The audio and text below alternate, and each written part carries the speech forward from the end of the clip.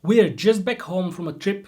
We haven't had any time to prepare or think about what kind of a video we want to shoot for you today. We decided we're going to answer a question we had on one of our previous videos. It was the video actually made specifically on this Nocturne? It was actually made specifically on this passage that we're going to talk about. The video was called, I think, 35 against 4. And we explained in this video how to play 35 against 4, so how to do this kind of polyrhythm that Chopin nocturnes very often have, which is a lot of notes Which in the right hand. Which nocturne is it? C sharp minor. C sharp minor, yeah. So Chopin nocturnes really often have this. There's really a lot of notes in the right hand against just usually 8 notes in the left hand. And so our video was about how to play 35 against 4. And we got the question actually how to play these 35 notes in the right hand, how to play them fast. Because it sounds really awesome when you are able to play this scale going up and down, to play it really fast. So actually let's just show what we're talking about. Yep.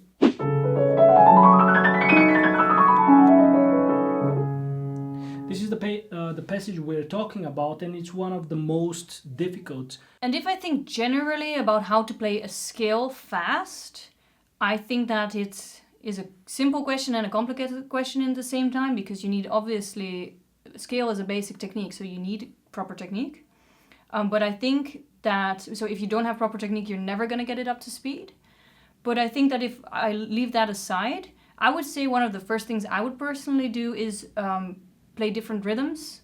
So we've discussed the rhythms several times, and I will link them down below in the description box if you want to watch those videos, but I will demonstrate it on the passage now. The first rhythm that I would start with is the easiest, and rhythms are all about gaining speed and at the same time being able to relax your hand. And I think these two things are really important, especially in a scale that you want to play really fast. Your hand, the biggest, I think, obstacle to that is your hands tensing up and you playing wrong notes or just not being able to play at all. So these rhythms are for speed and relaxation. We'll start with one slow and one fast. That's the first rhythm.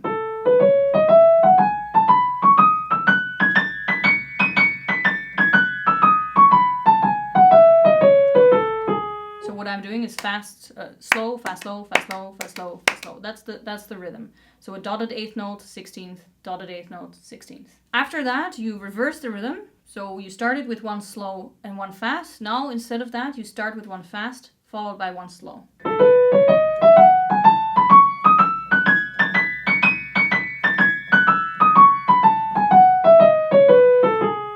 So make sure to do this very evenly.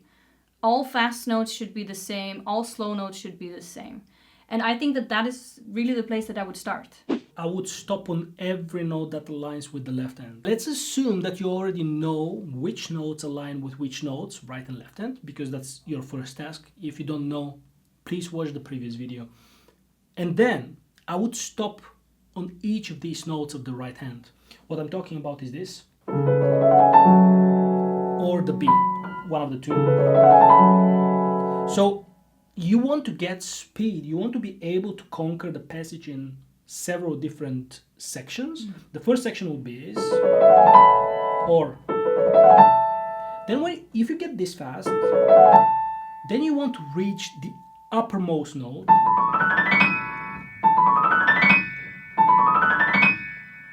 And then you go back, and then you have to know which note you align it with. I align it usually with the C sharp.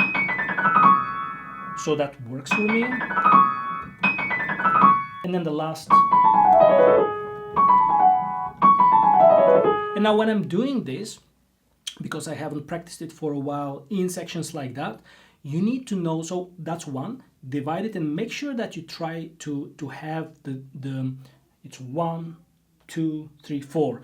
4 different sections, 4 different scales, small scales, to get them up to speed. Mm-hmm. And then after that, one of the things that comes to mind now is you need to know your fingering, because if you doubt about the fingering, you won't be able to play the passage fast. Because now when I was dividing them, this was okay for me, I knew, Here I got confused, and I noticed, and I wanted to mention it immediately in the video, that it interfered with my speed.